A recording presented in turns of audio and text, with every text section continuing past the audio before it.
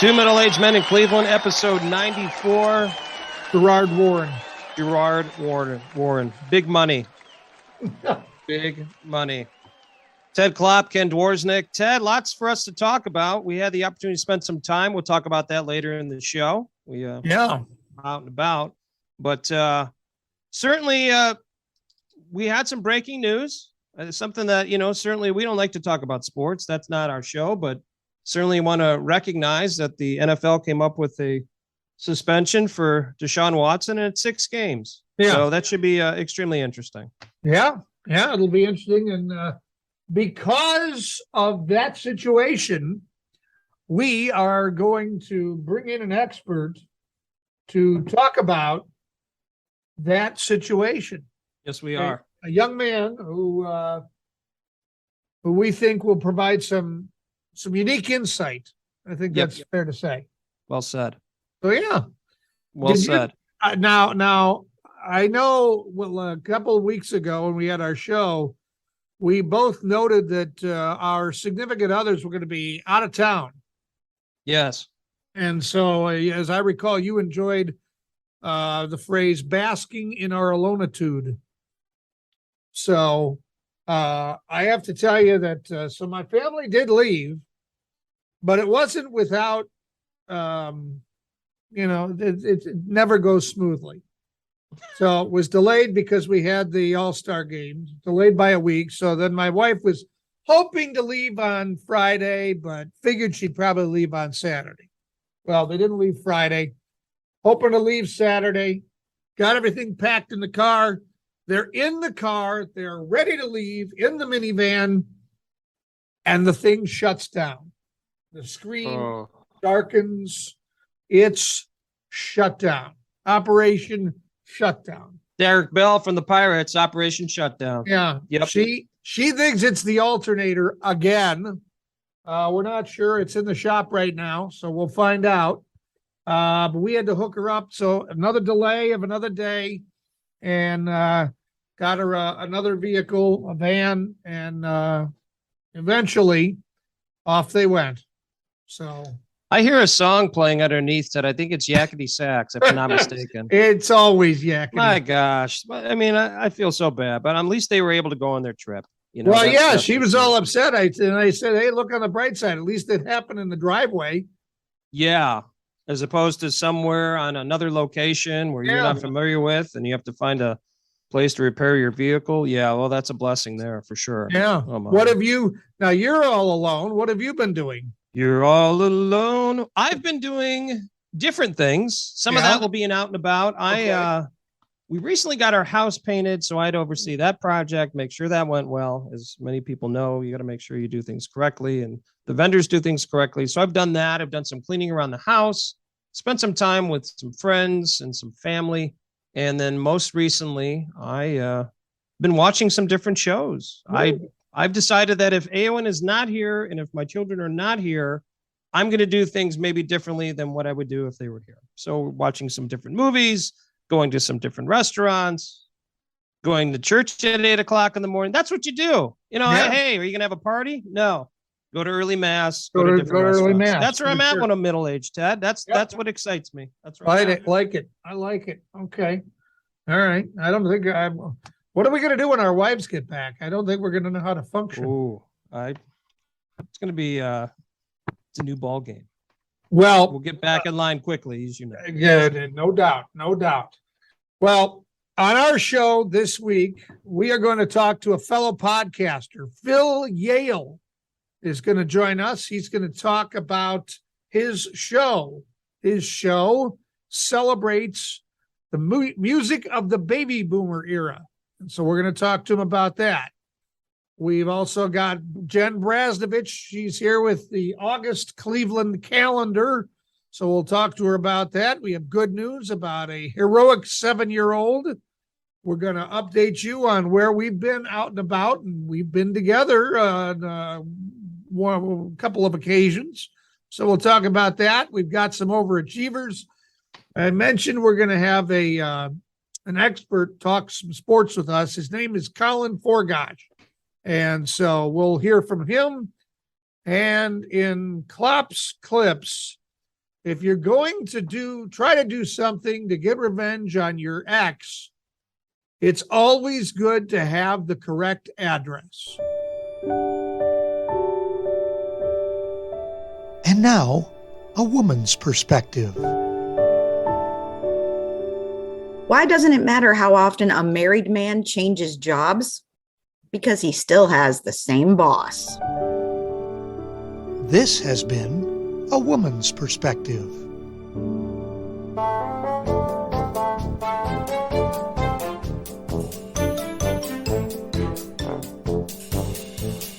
All right, time for the Cleveland calendar, and Jen Brasdovich from Destination Cleveland is back with us. And Jen, we've flipped the calendar to August. I can't believe it's going this fast, but here we are in August. So what do we have going on?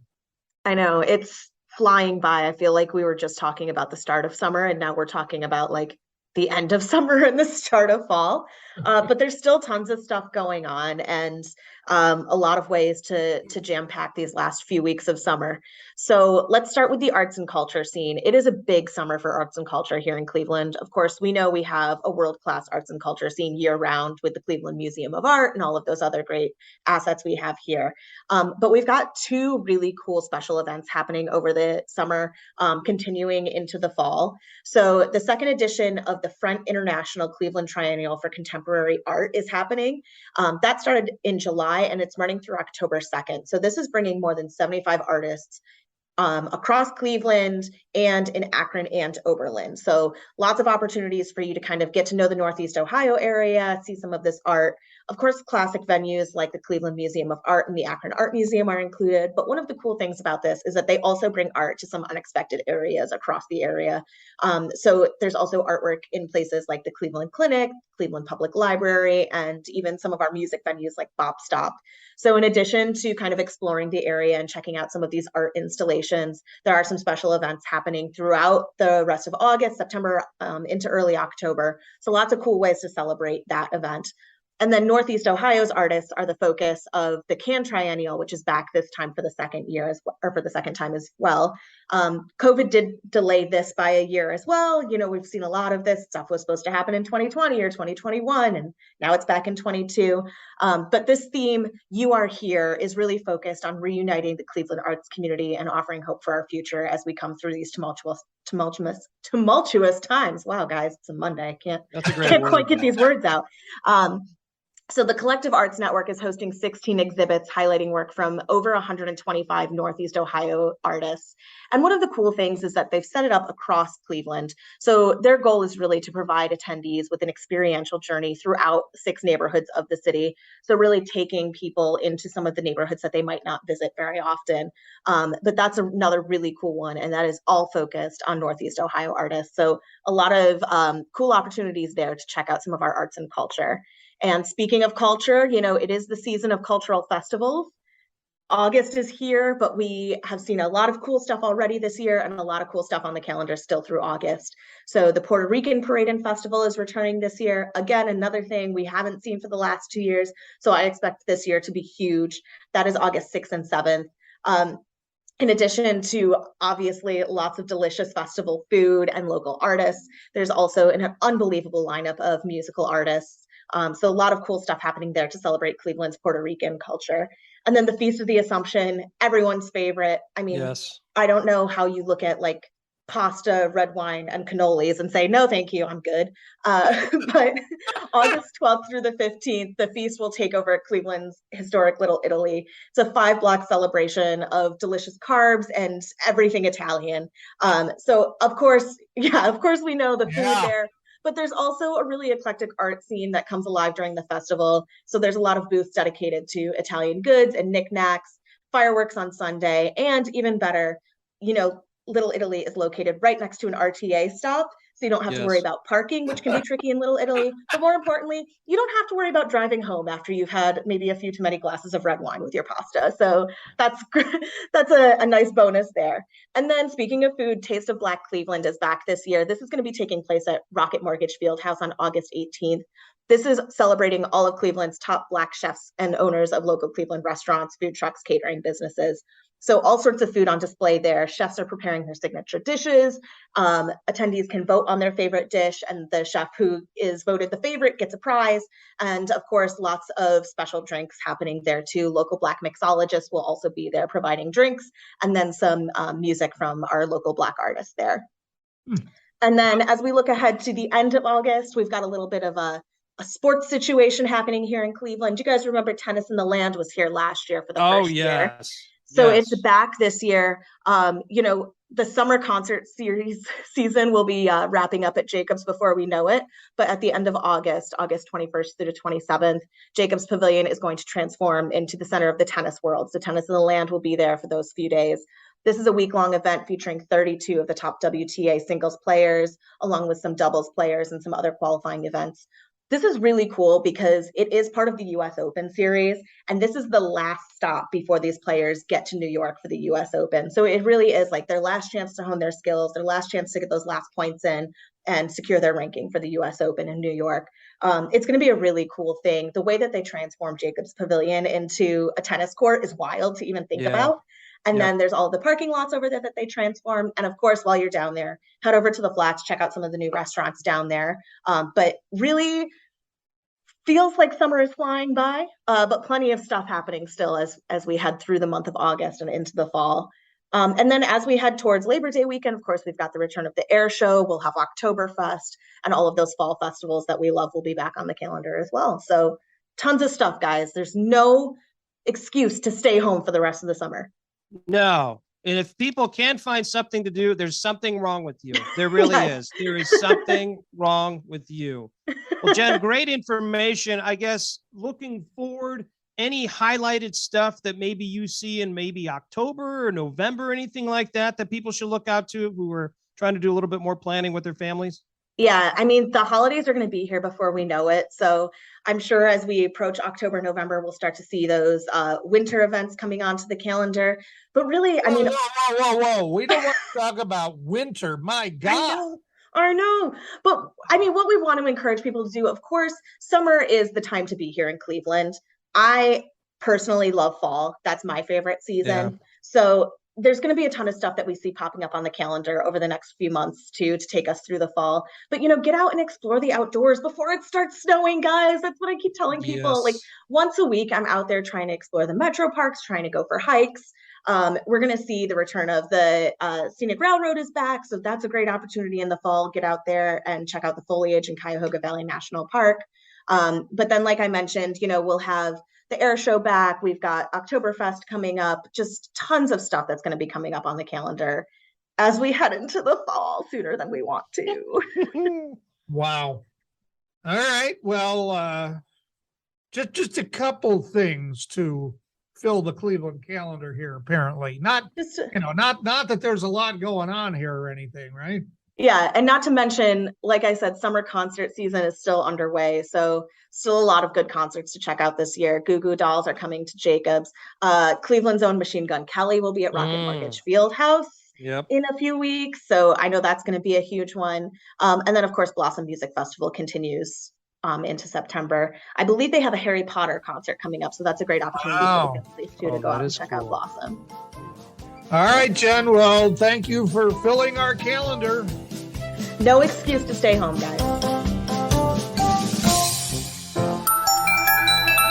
Jen, good news. A 7-year-old boy used the Heimlich maneuver to save a choking classmate back in May. David Diaz Jr. says he learned the move from watching the TV show The Good Doctor. David's a second grader at Woodrow Wilson Elementary in Binghamton, New York.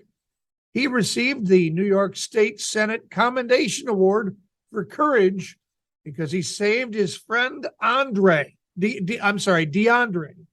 Boy, that's a really big thing. I've known many people that have unfortunately left this world because of choking, which, certainly it's nothing to joke about or anything like that. That's a great thing. And obviously television does do good things because at times you could emulate what you see and put it into your own practice. And hats off to that young man, to David, for certainly stepping up and helping another person at the age of 7. So if someone at the age of 7 can do this, A lot of us middle-aged people, we certainly could do the same.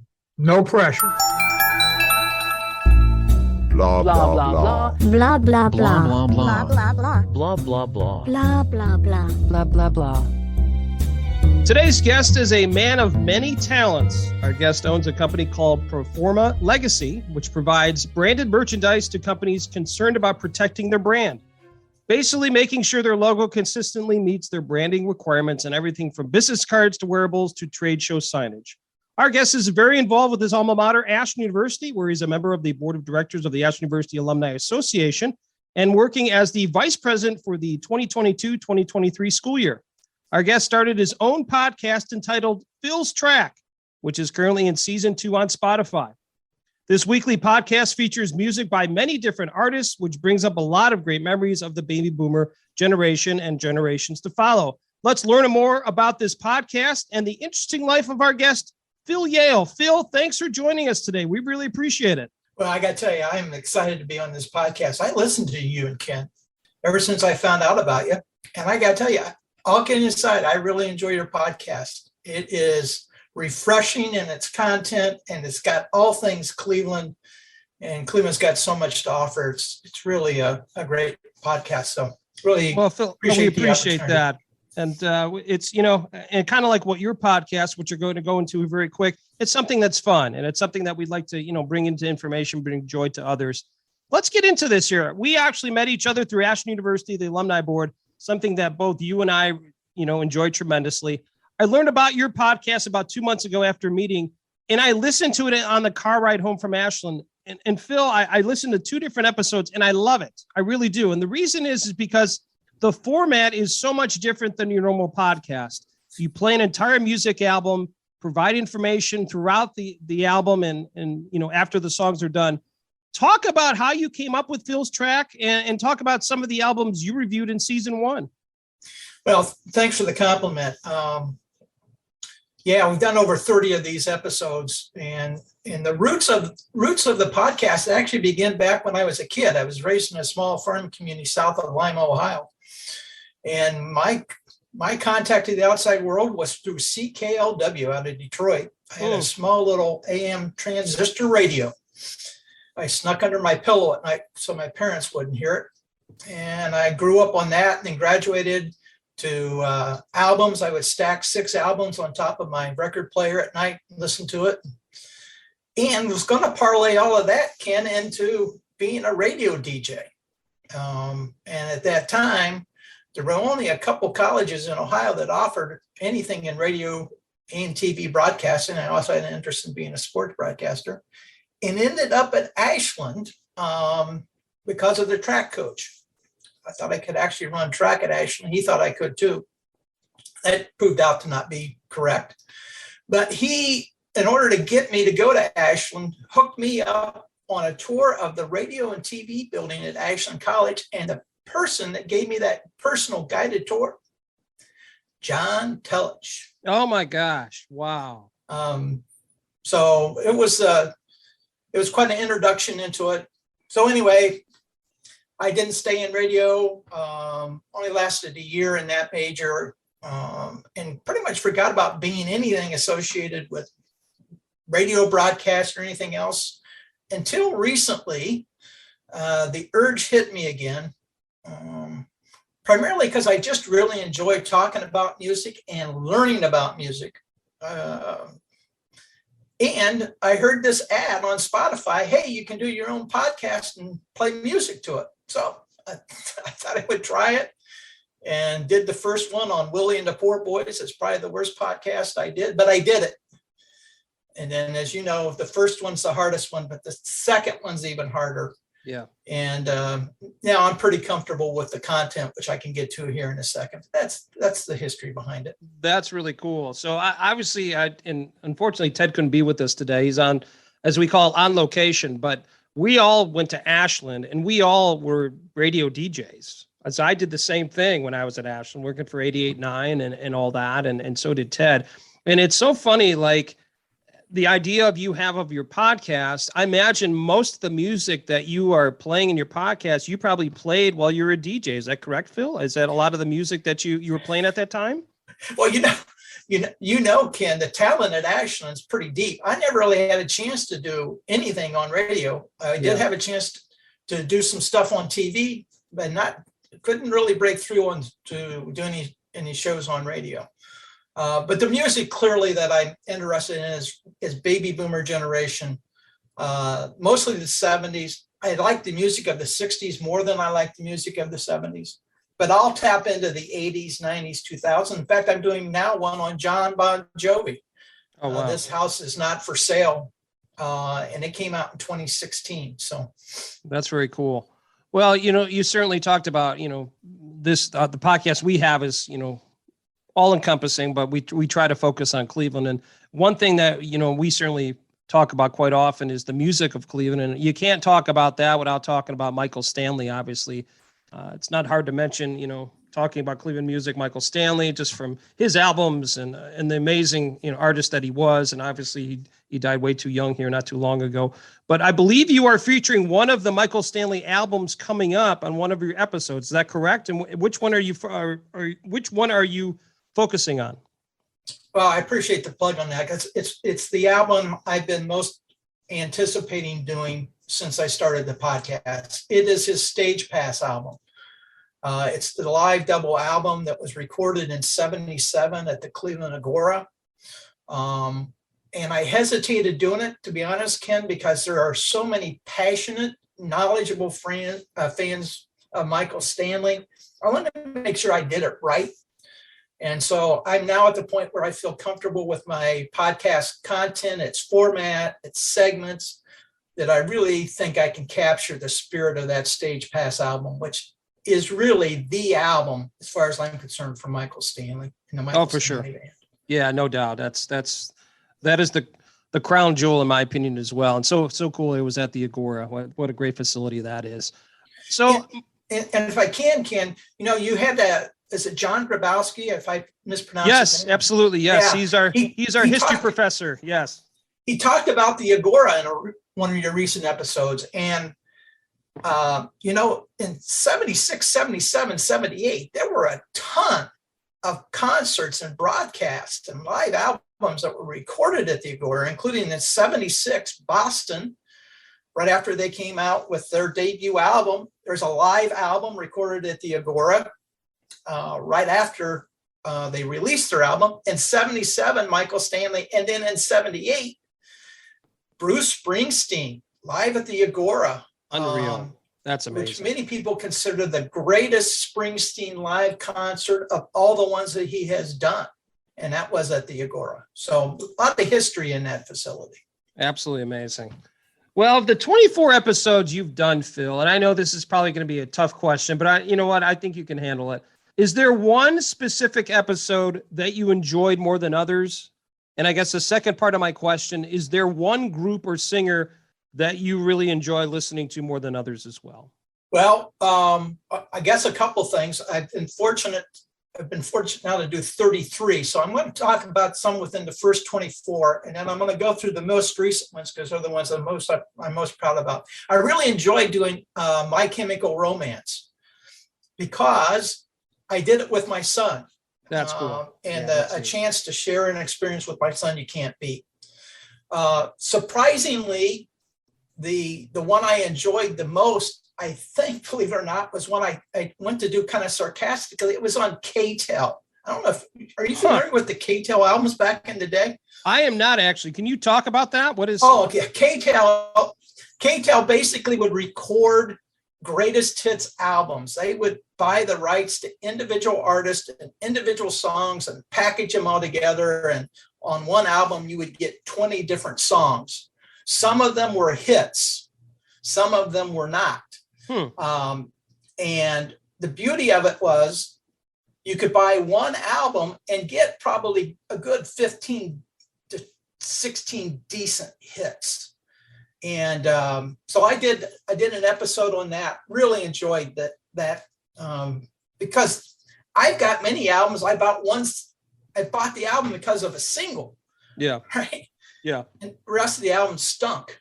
This was a pretty good album all the way through. Moving forward, some of the more recent ones, and if you don't mind, I'd like to highlight them because I now have my format down. Sure. And I'd like to quickly talk about the format. Boston's album, their debut album. Springsteen, Darkness on the Edge of Town. Bon Jovi, This House Is Not for Sale. Good Vibrations by the Beach Boys. Two more and then I'm done. Hot August Night by Neil Diamond. I'm a big Neil Diamond fan. And that'll release in August. Go figure. And then, of course, Stage Pass. Now, the reason I mentioned those more recent ones is the format includes the following, and you touched on it earlier. There's the main track. Every episode has a main track. That is the feature album. And I go through each of the songs and provide some commentary. But there's a lot of podcasts that do that. What differentiates me, I believe, is I have other segments which include the like tracks, which is other music by that artist or other similar songs that you might like if you like that album. Yep. Side tracks is where I tell a story that's somehow related. So, for example, I did one on Michael Jackson, and he has Vincent Price do the voiceover on his album, The Thriller. There were songs about Vincent Price. So I included that in the sidetrack, something I didn't know. With the Monkees, which I did a sidetracks on Michael Nesmith, just an incredible story about Michael Nesmith and his talent. I also have this segment called One Hit Wonders. You know, artists that only had one hit, and surprising names on that. Frank Zappa. Wow. Arlo Guthrie only had one hit in the top 40 for each of them. Huh. I have Name That Song, where I provide the lyrics, then I guess the song, I do the album ratings, and then I play under the radar music, which is other music I like. And I recently featured an artist from Cleveland. I happened to come across at a Westlake Farmers Market. He was playing his guitar. And I went up to him and asked him if he was on Spotify. He was. He gave me the name of his tune, and I included that in one of my episodes. So, oh, very cool. That's awesome. And then finally, Ken, I'm sorry, one final thing. I think I may be the only one doing this. For every podcast, I have a companion playlist that has all of the songs that are included in that podcast, and with Spotify's free subscription.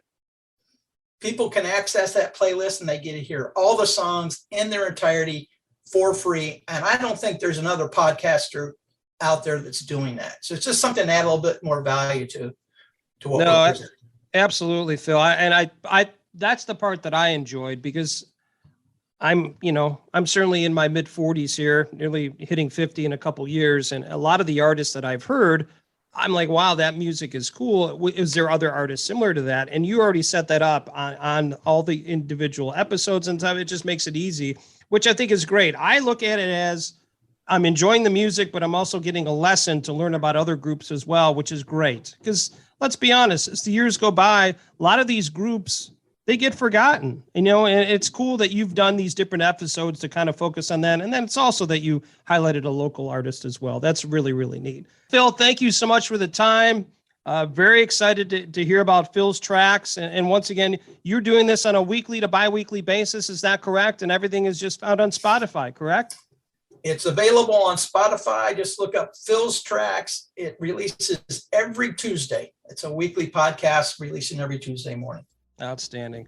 Well, Phil, thank you so much. We appreciate it. And we'll catch up here soon. And once again, to hear about more of these albums that you're putting on your episodes for your podcast. Thanks much, Ken. Appreciate the opportunity.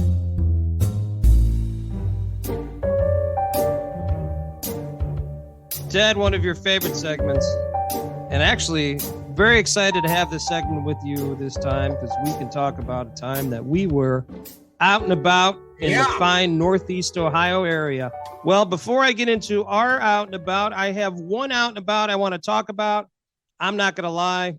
I've been out and about quite a bit this past couple weeks. So there's just too many to put on this piece of paper, but I'll bring up one out and about that I had. It was actually involving golf. I played in the Baldwin Wallace football outing last Saturday, and it was really cool. I played with two people that were on this podcast, one being Steve Thompson, the athletic director from Baldwin Wallace, and the other being Ben Cavey, whose wife owns Cool Beans, and we've had Ben on as a sports expert at one point in time. But the part that I think was the highlight, we played at Mallard Creek. We shot really well. We came in second. It was a lot of fun, a lot of laughs. But I met someone special that I never thought I would meet in person. So Steve Thompson, the athletic director, said, "Hey, do you want to meet somebody?" I'm like, "Sure, yeah, I always like to meet somebody." He comes up, he says, "Here, I would like you to meet Jim Tressel." Oh my. Like, wow, very cool. Very nice man, a little small connection. When I worked at Ashland, there was a gentleman by the name of Greg Gillum that worked there. Greg Gillum now works for the University of Cincinnati, overseeing he basically football operations for their school and helps with recruiting and all that. And then Greg did the same exact thing for Jim Tressel and also Urban Meyer. So that is kind of the connection. So it was very cool. It was fun. It was Awesome. fun. Yeah. Well, Ted, we had an out and about together, which was great. We planned it out. Yeah, we did. We met up in your neck of the woods in Cleveland Heights. Yeah, we did. We went to BW3's, had some beer and healthy food there. And then we went to Parnell's Pub, where we consumed alcohol and both the variety with barley and the perhaps more straight alcohol. Yes. Yeah. Yes. Yeah, that Absolutely. was enjoyable. That was fun. Yeah. We had another friend who's part of our fantasy football team, Tom Dank. He met us up there, a longtime friend with Tom. And it was a nice evening. Very, very nice, very calm. We talked about everything, kids and you name it. We talked about it. It was fun. It's just nice to talk with other people, similar age, about different things you're going with. And we had a lot of people jumping into our conversations too. We're just talking about this. Oh, yeah, the Parma Buyers Field. Sure. Right. Yep. Oh, yeah. It was pretty funny. And I don't know, it's cool. We've kind of missed that for the past couple of years just because of everything that's gone on. And it was nice to have that once again. And then I just want to do a quick shout out to another place that I went to actually on Sunday morning after Mass, a place called the Coffee Colony in Madison. It's a mom and pop shop. It was a daughter and mother making the food. I got a really good omelet and they were super nice. So hats off to them. If you have the opportunity on Madison to go see them, I think you should do that. So Sounds tasty. that's our out and about. Did you have any others you want to bring up or? Oh, no. Go? There's very few people that I go out with, and when I'm not out, I am basking in my alonitude.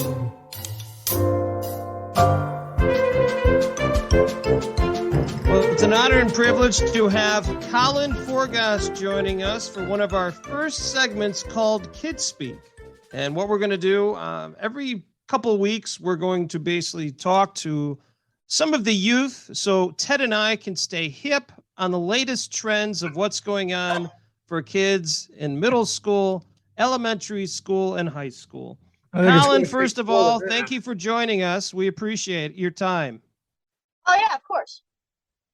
So obviously you are going into sixth grade. You go to St. Joseph Catholic School in Sylvania, and Yes. you're a busy guy as you are involved with football, lacrosse, basketball. At one point in time, you did baseball. I think you did some cross country. I know you've golfed in the past. Have I missed anything? I do golf.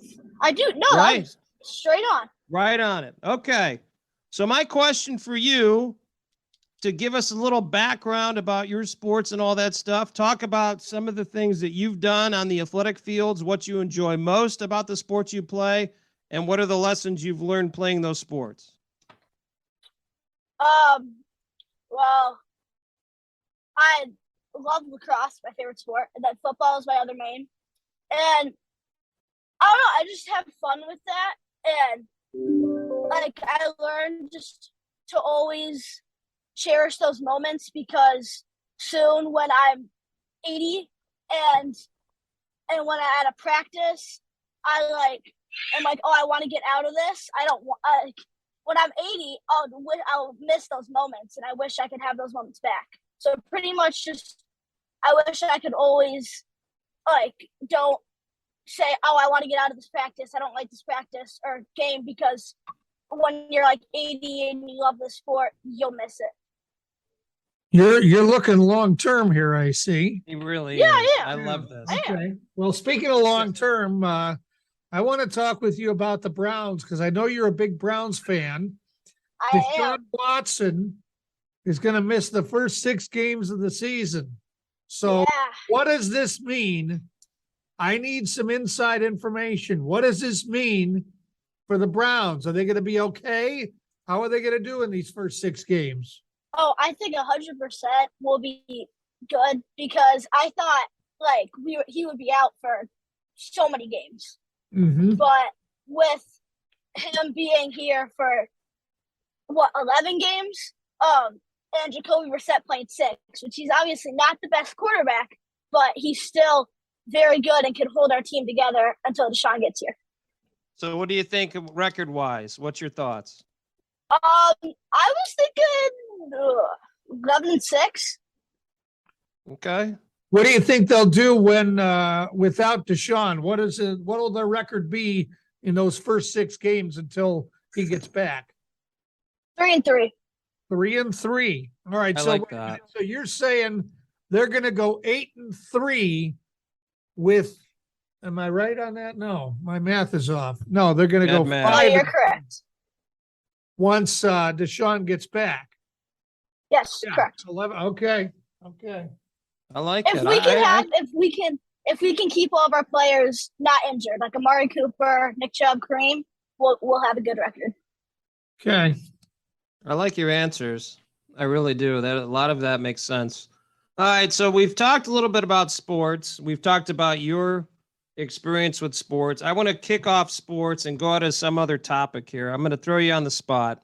Ted and I are older guys, as you know, 2 middle-aged men from Cleveland. Yeah, that is we true. are not hip. We do have children of our own, right around your age, but we're not hip to all the latest stuff going on with social media and things like that. Being a 6th grader, what are some of the things that are popular for kids your age when it comes to, I don't know, things that they watch, things that they listen to, things like that? What's the popular stuff we're looking at this point in time in 2022 in a 6th grader or someone maybe even older? What's popular? Where are we at? Obviously, we got TikTok because that's one of the biggest apps. And then Right. not always making, but we'll have like kids like my age at least, maybe not older sometimes, but we'll have like we'll watch like YouTube videos. Depends, like everyone does, but like just like for certain like YouTubers, like for entertainment. And then I don't know, we got Snapchat, Instagram, and like Snapchat's like a social media, but then like Instagram's more like social, like texting or like Snapchatting. But then like, Instagram's more like looking at pictures, kind of like it's like picture formed like content. Well, you're on all the social media there, huh? He's on it. He's on it. All right. Well, when you're not Snapchatting and TikToking and whatnot, and you're not playing sports and you're not studying, because I'm sure you get good grades, are you playing on an iPad? Do you play like Roblox or anything like that? I have like video games like Xbox, and then I have like games on my like phone that I'll play. But that's pretty much it. Like I play on my Xbox like Madden, like sports games. Yeah. Now you notice, Ken, he didn't mention Facebook or Twitter. No, that's old person stuff. That's old. Yeah. Yeah, it's old person stuff, man. Okay. That's not if you're on that, you're not real hip. You mean you're much older. Okay. I get you. What's the youngest people that are still on Twitter and Facebook? Do you know, Colin? What's your perception on that? Yeah. Facebook? You gotta be like Facebook 40 wise, unless Facebook, if you're posting stuff, you're like in the 40s. In the 40s. But like okay. But like some people, like say like teenagers are just there for like Facebook Marketplace. Ah. Yeah. Okay. Yeah. But then Twitter, I don't know, Twitter is still more like teenagers will use it, but like not as much. Okay. James. All right. Gotcha. Okay. All right. So I obviously need to update my social media. Okay. Yeah, we need to get up to speed. Well, Colin, two more things real quick. We appreciate your time. First of all, I'll give you the opportunity. I know how exciting it must be to be on Two Middle-Aged Men in Cleveland, and I imagine you have a few people you'd like to shout out to. So I'll give you about a minute. Go ahead and shout out a couple people here. Who I'm actually working with right now, Tent Ninjas. They give a shout out. Ninjas, I'm getting paid. Tent Ninjas. Tent Ninjas. Yep. Got it. And then let's see, my mother. Your mom, okay. Yeah. Good call. It's always good. Yep. You're covering all the bases. Oh, Nick Chubb, great human. Nick Chubb. Great human. Yeah. Yeah. Great human. He's definitely watching this. Oh. Of course. Yeah. Twice. Yeah. I heard the Browns watch this before they practice. I don't know if that's true. Yeah, they do. Yeah, it's 100% true. Okay. Anybody else? Any others? You're good besides Nick Chubb? Anybody else? Any other friends from school you want to say hi to? 30 seconds. I got my friend. Let's see. We'll give Chris and Alex a shout out. All right. Their father is the president of University of Toledo. Well, I guess I know where you're going to college. There we go. Yep. I don't know about that, but we'll see. Very cool. Well, Colin, thank you so much. Last question. Okay. Yep. Going into 6th grade, you have, obviously your school session starts towards the end of August here. We're not too far away. Actually, give me one thing you're excited about starting school and one thing you're kind of nervous about. I'm excited to see my friends again. I love playing recess. I love playing football with them and stuff. Well, I'm nervous about, I don't know if I'm nervous about anything besides going into a new building because I'm in the middle school now. But what I'm more just am not excited for is just school in general. But yeah, I'm excited to see my friends because you just see all of them. But when you're hanging out with them, you usually only have one or a few. So yeah, I'm excited to see my friends. Very cool. I got a final question, Colin. You got a favorite segment on our show? Is it the dad jokes? What is it? I love Overachievers. Overachievers. And then I also do love I love Out and About because Out and About. Yeah. I also like the one with things you can actually buy. Oh yeah. I like that one. Buy this. Okay. All right. Well, we're gonna make sure we run those every week and twice on Sunday. Perfect. Great stuff. Well, Colin, good luck on the school year. Make sure you tell the rest of your family it's hello. We appreciate you being one of the first guests for Kids Speak, and I'll have to talk to Ted, but this went very well, and this might have to be a regular segment with you. I'm honored to be here. Well, get after with the Tent Ninjas. All right. See ya. Thank you, guys.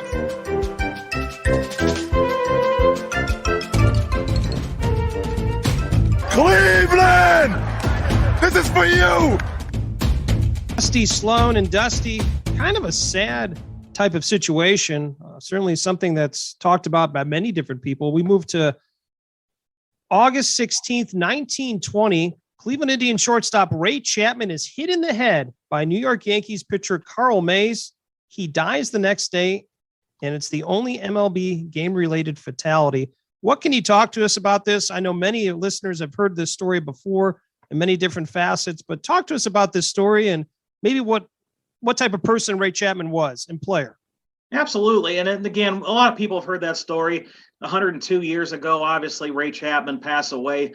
It's kind of surprising, and we're glad about this, that he's the only one that has ever died on the field. We wish it hadn't even happened to him, but you're kind of surprised that Major League Baseball goes back to 1876. There's only been one. So you're grateful there's only been one. But when you look at Ray Chapman, a lot of people don't think about the statistics that he had. I'm looking at his stats on Baseball Reference. His career OPS plus at 111. So for his entire career, starting as a 21-year-old, he was in the prime of his life when he passed away. He's 29 years old. So he could have played for the Indians and who knows who else for maybe another 5 to 10 years. But he was above average major league player. He led the league in at bats one time, led the league in runs one time, led the league in walks one time. And in 3 of the last 4 years, including 1920, up until the point that he passed away, he was a 300 hitter. So Ray Chapman was a bona fide kind of an all-star, above average Major League Baseball player for his time.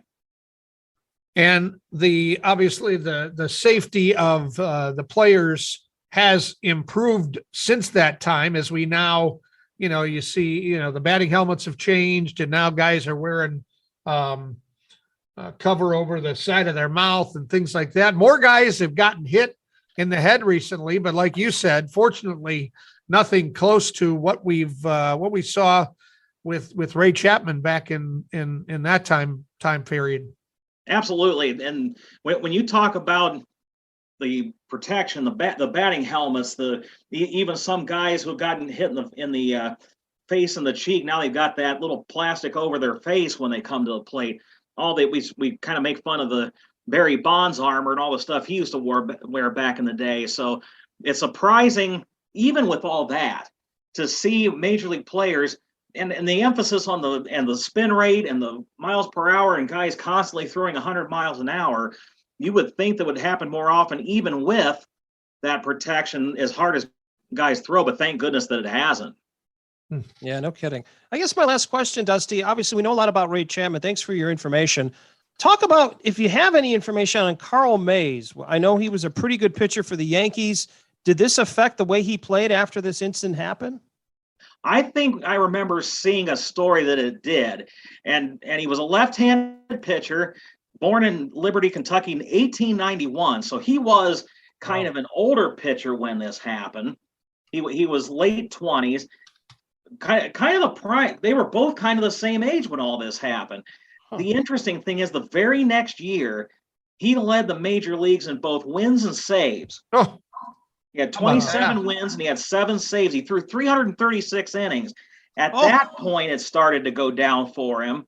He had a 20-win season with the Reds in 1924, and he had a 19-win season with the Reds in 1926. But in between all that and toward the end of his career, he wasn't always a consistent pitcher. I'm guessing he was hurt because he didn't throw nearly as many innings in the late 20s. So, but I had read stories where it was told that it had kind of messed with him, and you think it would have to. I mean, that's just something that never happened, and fortunately hasn't happened since. Wow. Well, Dusty, outstanding research, certainly on a very sad day, obviously, but historic. When we go back to August 16th, 1920, when Ray Chapman was hit in the head by New York Yankees pitcher Carl Mays and unfortunately passed away. Dusty, thanks again for all the info. Appreciate it, guys. Cleveland! This is for you!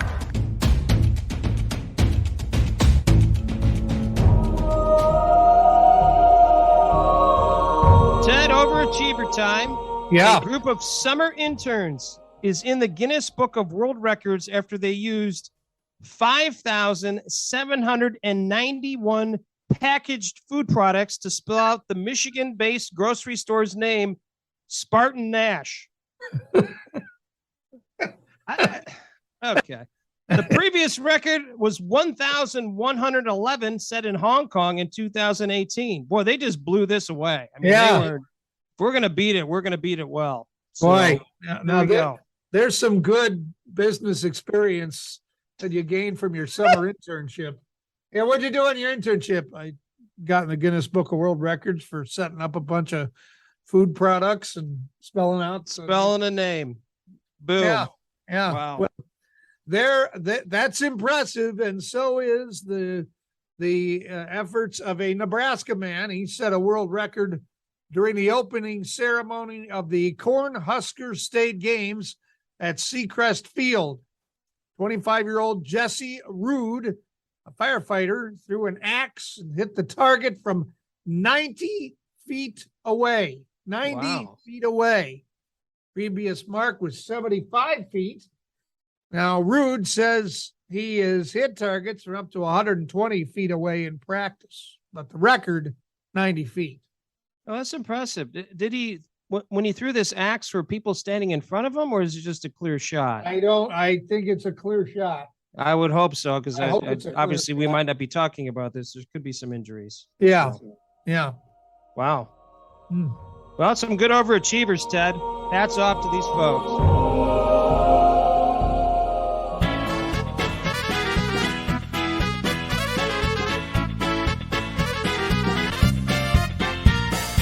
Time for another history lesson. That means we will be joined by John Grabowski. And John, another interesting historic place, not necessarily a place, but a bridge this time, the Center Street Bridge in the Flats. What can you tell us about that? I know when we talk about that, that's something that many people's eyes light up because they certainly know about it. But how did this whole thing get started, and what can you tell us about it? It's interesting because it is reputedly the oldest bridge in the Flats. It was built in 1901, and it is known as a bobtail swing bridge. That is, it's not symmetrical on either on pivots, and that makes it rather unusual.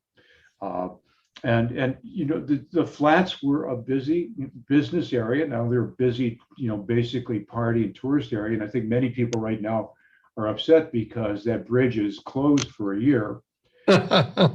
Yes. You know, so it makes it a little hard to get to the aquarium and whatever else, but they're doing some major repairs on it. And I'll get to the history, but the repairs, they're going to take that graded surface, and that's going to become a concrete solid surface. Wow.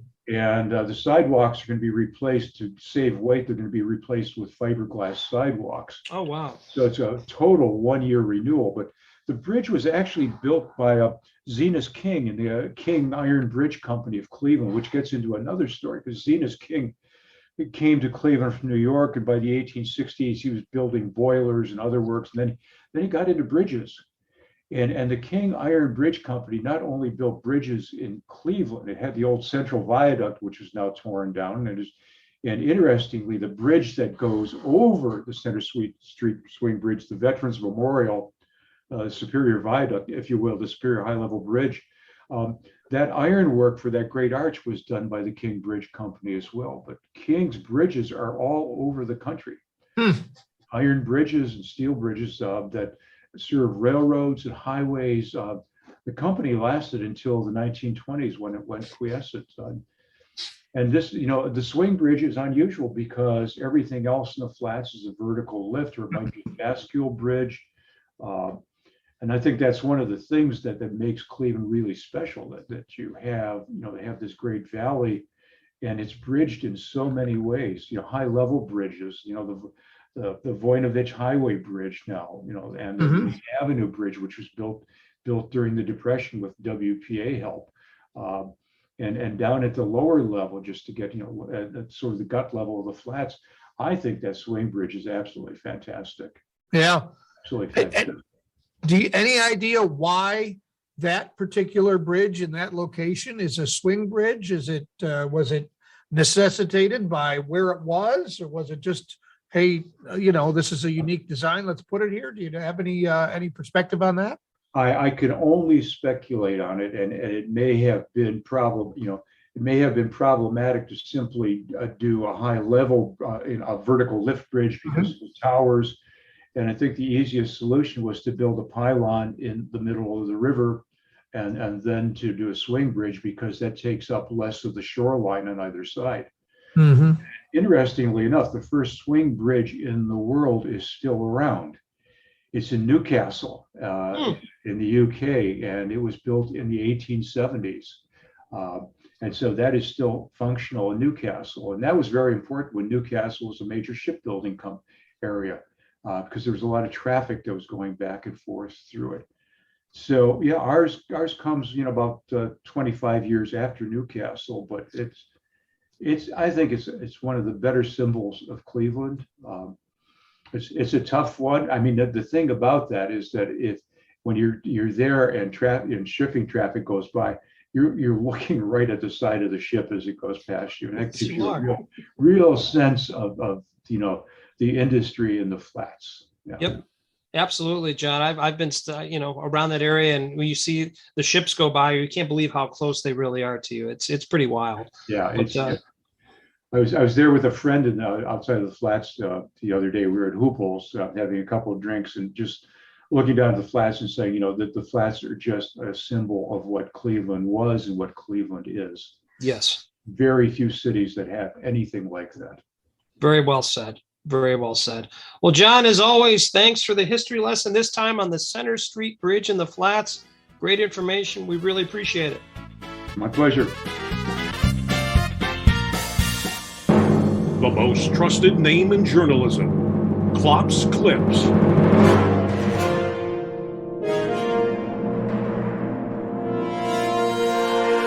All right, Ken, here we go. A North Carolina woman apparently wanted some fiery revenge on an ex-boyfriend. 49-year-old Christy Louise Jones is facing several charges, including arson, for trying to set fire to a home. The problem for her, aside from the charges, is that she set fire to the wrong home. Oh, no, come on. She caused about 20 grand in damages to the home that her boyfriend, or now ex-boyfriend, does not live at. Oh, that's awful. You need Google. I guess give it a Google. So if you're going to do something like that, make sure you're doing it to the right house. Yeah. That's just awful. That's terrible. Police in California trying to identify a man caught on surveillance video stealing cash and other items from the corporate office of Johnny Donuts. I think I know him. Yeah. Anyhow, the guy apparently grabbed keys to one of the company's food trucks, but he didn't steal the truck. Instead, he came back in the office a few minutes later looking for his keys, which he'd apparently left in the office.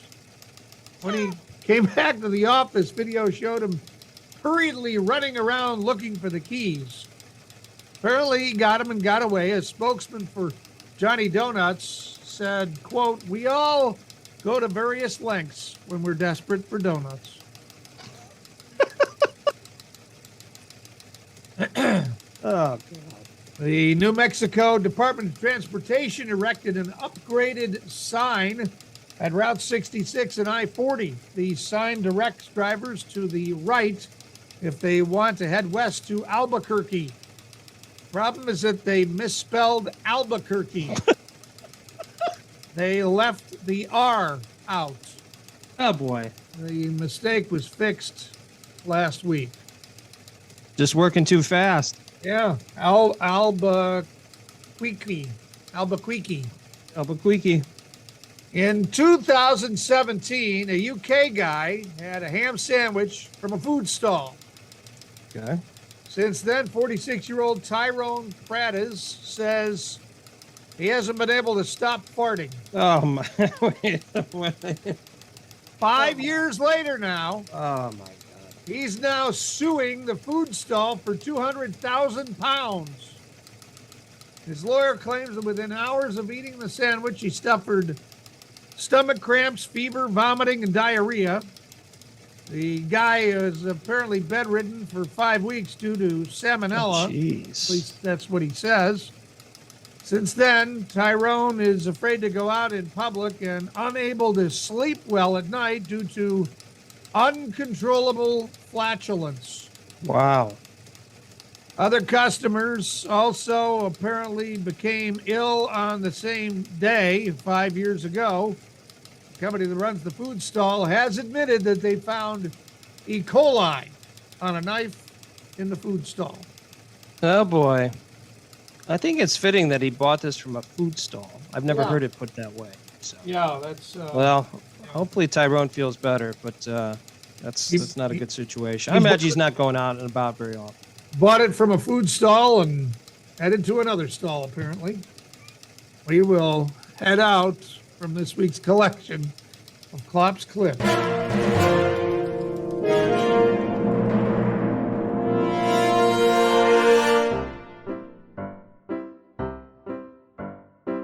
Oh no, not a dad joke. What do you call a bear with no teeth? Bear with no teeth? I don't know. What do you call a bear with no teeth? A gummy bear. That joke was horrible.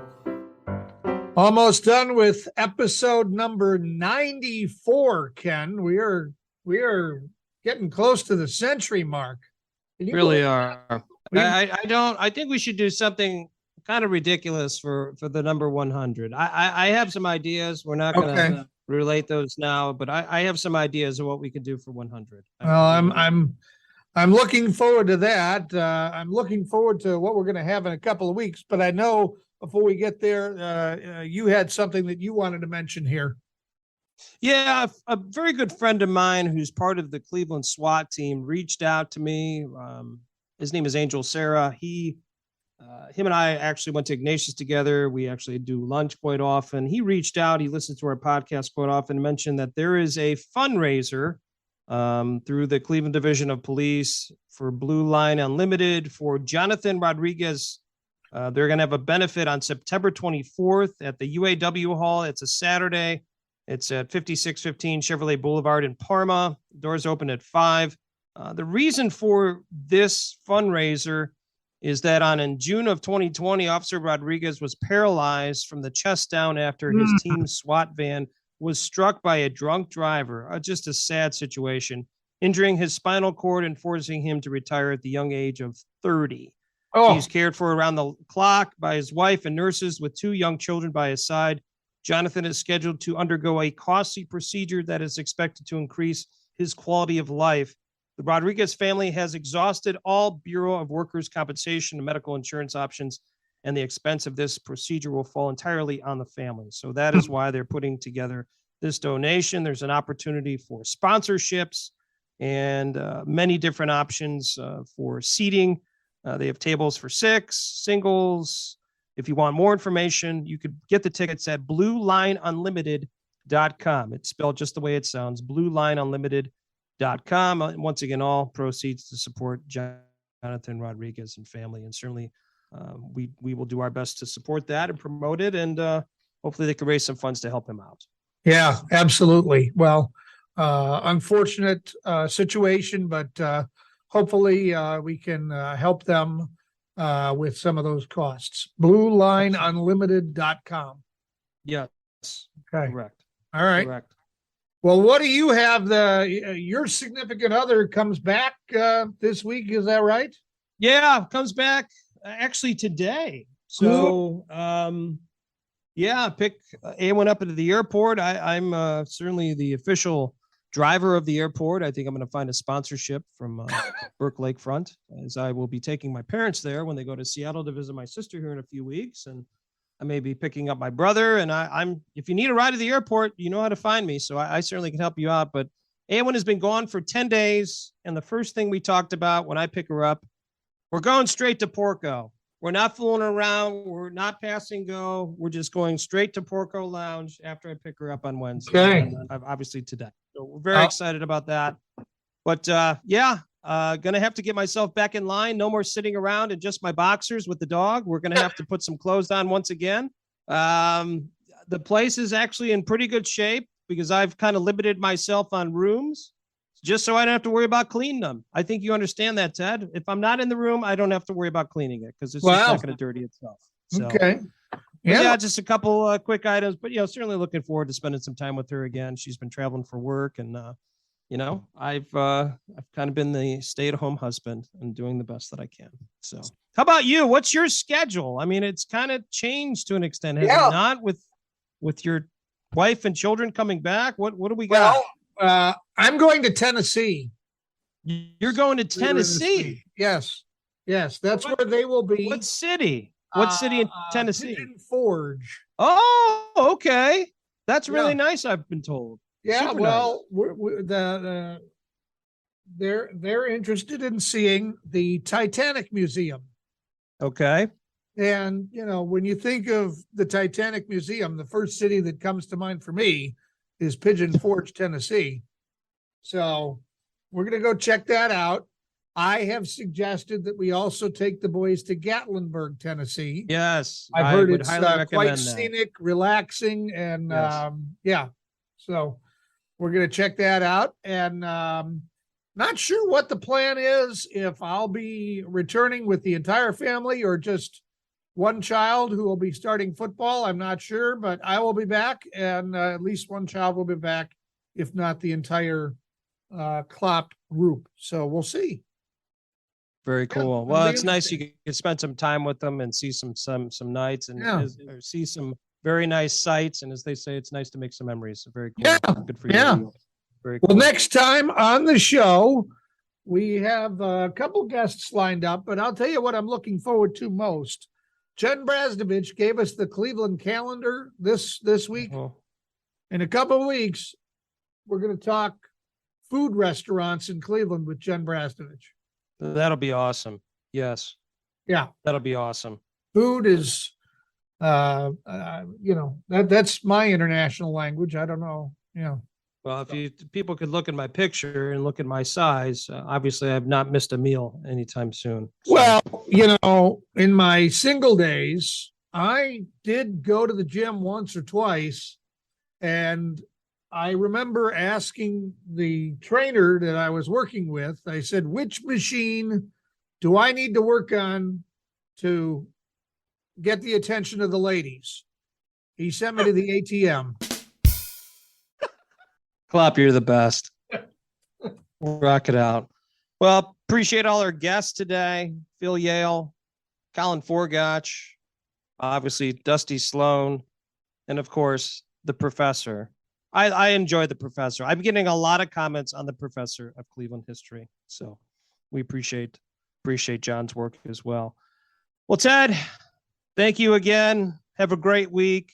And hopefully neither of us get our rear ends beat when our wives come back because we didn't do the things we were supposed to. That's okay. But just remember, we're just two middle-aged men in Cleveland. Two Middle-Aged Men in Cleveland is sponsored by Westminster AV, custom audio-visual packages for all occasions. I heard the Browns watch this before they practice. I don't know if that's true. Yeah, or not. Pumps them They up. do. Yeah. Yeah, that's 100% true.